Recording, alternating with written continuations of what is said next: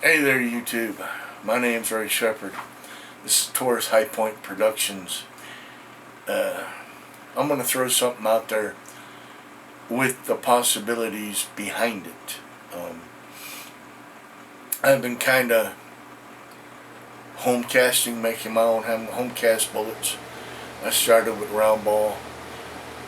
Now I'm moving on to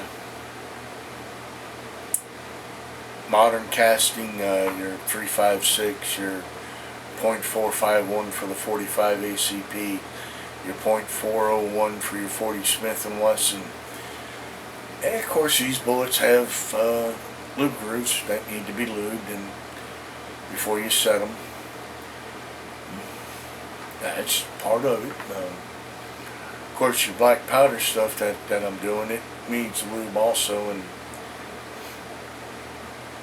I've been trying to find a happy medium between the two, kind of a sheet or a blanket coverall type deal. Not a lot of it out there. Thank you, Recoil Therapy. Recoil Therapy, check the channel out.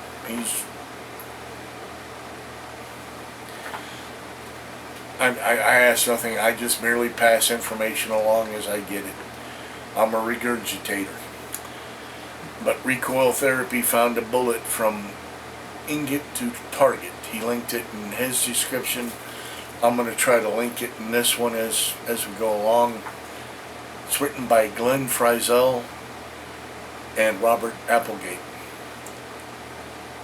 It predates, the stuff they pull into this book predates like Elmer Keith and Jeff Cooper, and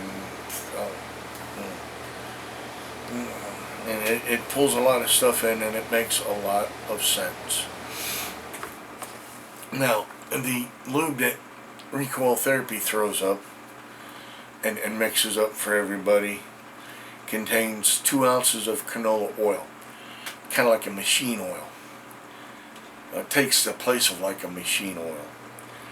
2 ounces of anhydrous lanolin. What that is a bonding agent. 20 ounces of beeswax. That's a carrier for the stuff to help get it down the barrel. 1 pound of Crisco, and that's the lube.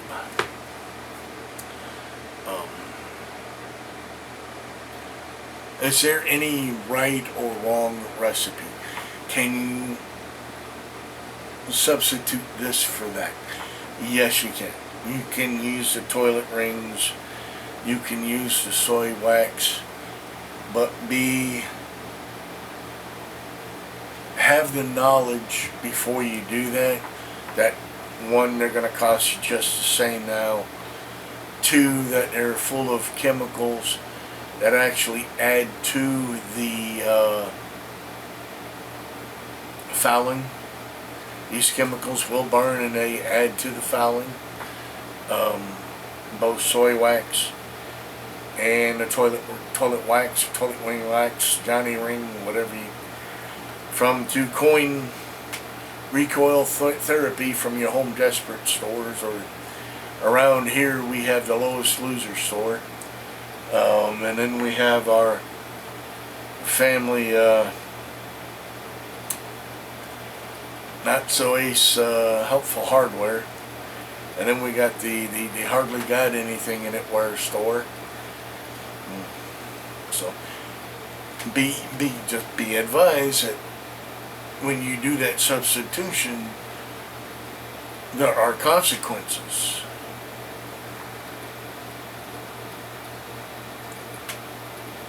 Toilet wax, soy wax, they smoke a little more because of chemicals in them.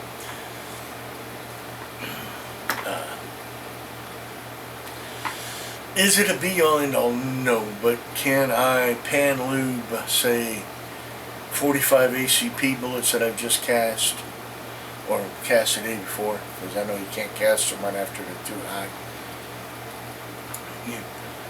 You cast the day before, you pan lube your 45 ACPs, your lube gets cold, you pull your bullets out, and you got this little pan of lube there, and throw it back in the toaster oven at about 140. Let it warm back up, get all liquidy back on you again. Pull it back out. What do? Take a piece of felt. Now put it in there. Let it absorb. Pull the felt out. Let it dry. And I punch my 36 round ball. My 44 round ball. My 9/16 for the Lee reel. I punch those felt wads out.